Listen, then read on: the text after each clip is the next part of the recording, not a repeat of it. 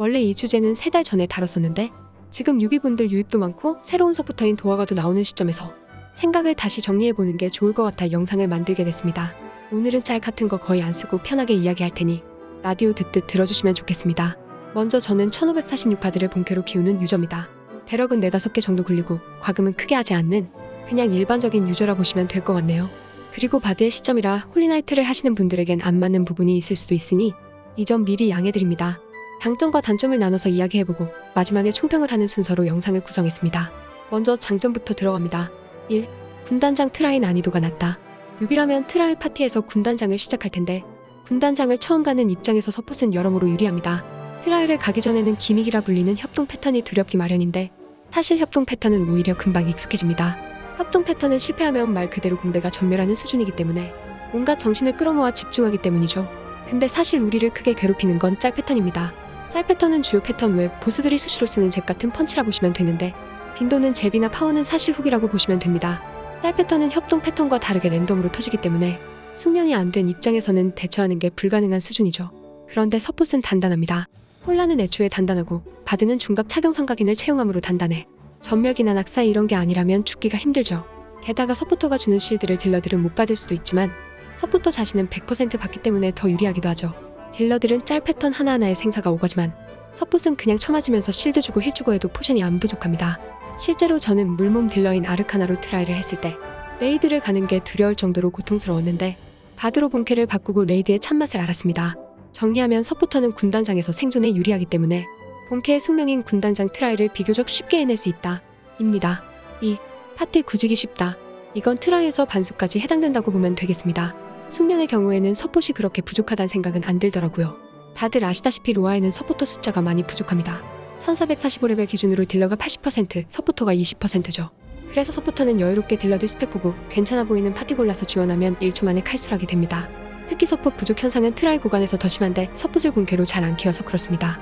부캐로 굳이 힘든 트라이 팟에 갈 이유가 없잖아요? 제가 막 1460이 되고 비아키스 하드를 트라이 했던 때가 아직 기억나는데 라서폿방에 들어가니 진짜 거의 채팅창이 터져나갈 정도로 환호를 해주시더라고요. 왜 그러냐 물어보니 서폿을 거의 1시간 기다렸다고.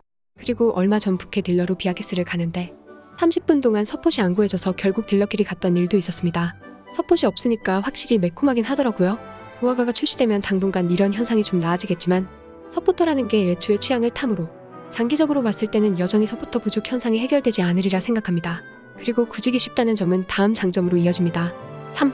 세팅 난이도가 낮다. 서포터는 딜러에 비해 세팅 난이도가 많이 낮습니다. 흔히 논란이 되는 331일 이런 걸로 발탄해 오거나 이상한 작각인 끼고 오는 날먹 서포터 이야기가 아닙니다. 서포터가 가장 이득을 볼 수 있는 부분은 바로 무기 강화입니다. 먼저 방어구 강화와 무기 강화의 가격 차이를 좀 볼까요? 지금 시세랑은 좀 다르지만 장기백 가격을 계산해본 제 다른 영상에서 데이터를 가져와 봤습니다. 장기백 기준으로 차이가 꽤 나죠?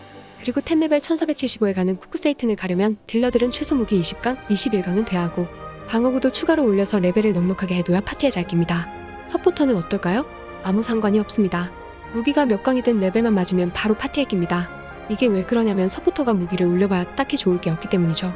방어구를 올리면 방어력도 올라가고 체력도 늘어나니 확실히 도움이 되는데 공격력은 올려봐야 공버프에 미미한 효과를 더해줄 뿐이죠. 심지어 각인도 딜러는 무조건 33333을 맞춰야 하고 보석도 7레벨을 챙겨야 하지만 서포터는 3333일 각인 5레벨 보석로도 쿠쿠트라이를 갑니다.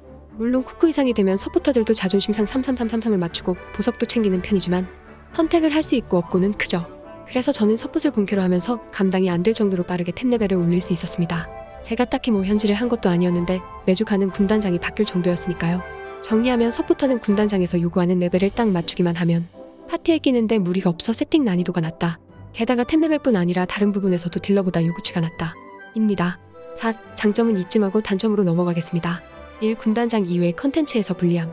눈치를 채셨을지 모르겠는데 앞에 언급한 장점은 모두 군단장과 관련된 내용입니다. 그렇다는 건 군단장 컨텐츠 외에는 서포터의 장점이 없다는 게 되겠죠? 군단장이 로아의 메인 컨텐츠인 건 아무도 부정하지 않겠지만 로아는 레이드 말고도 다양한 컨텐츠들이 내실이라는 이름으로 묶여있죠? 그런데 서포터는 내실을 하는데 불편합니다. 딜러들이 아무 고민 없이 해결할 만한 컨텐츠들을 서포터는 힘들게 하는 경우가 생기죠.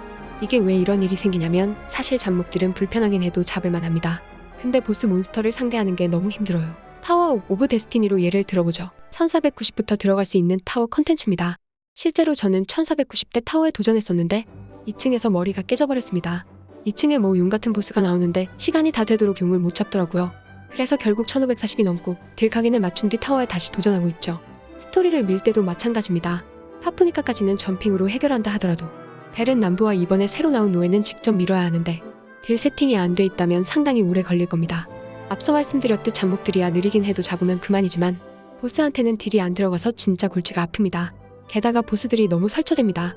바드의 경우에는 땅에 설치를 하거나 발동이 느린 스킬들이 대부분인데 스킬 쓰면 보스가 튀고 또 튀고 하는 모습을 보고 있으면 진짜 키보드를 부숴버리고 싶습니다. 그래서 사람들이 절대로 스토리 익스프레스는 서포터로 하지 말라는 겁니다. 스토리 보스들을 상대하는 게 굉장히 불쾌하니까요. 게다가 이번 노아운 윈터에서 수평적 컨텐츠를 늘리는데 집중하겠다는 강선희 형의 말을 봤을 때 군단장 외 컨텐츠는 더 다양해지고 더 중요해지겠죠. 당장 이번에 추가된 노엔에서도 서포터들이 힘들어하는 모습이 보이거든요. 그래서 저는 본캐로 바드를 할 거라면 딜 세팅을 추가로 할 각오를 하거나 본캐보다는 느리더라도 적당히 페이스를 맞춰주는 딜러를 같이 키워야 한다 봅니다. 진짜 서폿만 키워서는 여러모로 꼬울 상황이 많이 나올 겁니다. 2. 갈망 세팅의 강제. 로스트 아크에는 총 8개의 유물 세트가 있습니다. 딜러들은 선택지가 다양하지만 서포터는 선택지가 딱 하나밖에 없습니다. 갈망 세트죠. 이거 외에는 다 그림의 떡입니다. 최근까지 계속 갈망 대신 다른 세트를 가는 홀리나이트에 대해 이야기가 나오지만 이상한 거 하지 말고 그냥 갈망 써라로 귀결됩니다. 딜러들이 갈망을 원하기 때문이죠. 왜냐면 딜러들이 애초에 세팅을 할 때 서포터의 갈망을 베이스로 깔고 세팅을 합니다. 그러니 딜러들 입장에서는 서폿이 갈망을 입고 오길 원하죠. 사실 홀라는 이야기라도 나오지 바드는 이야기조차 안 나옵니다. 아니, 근데 그렇다는 건 그만큼 효율이 좋다는 거 아님? 맞습니다. 근데 문제는 이 세트 효과가 서포터 본인에게는 들어오지 않는다는 점이죠. 사실 서포터인데 본인에게 효과 안 들어오는 게 뭐 어떠냐 할 수 있지만 뭐 좀 서러운 건 있죠.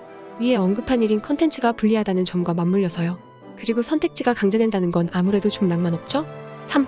비싼 세팅을 한 서포터들의 박탈감. 성장 체감에 대한 이야기입니다. 많은 서포터들이 느끼는 점이겠지만 이전 영상을 찍을 때인 1485의 저와 1546의 저는 달라진 게 없습니다.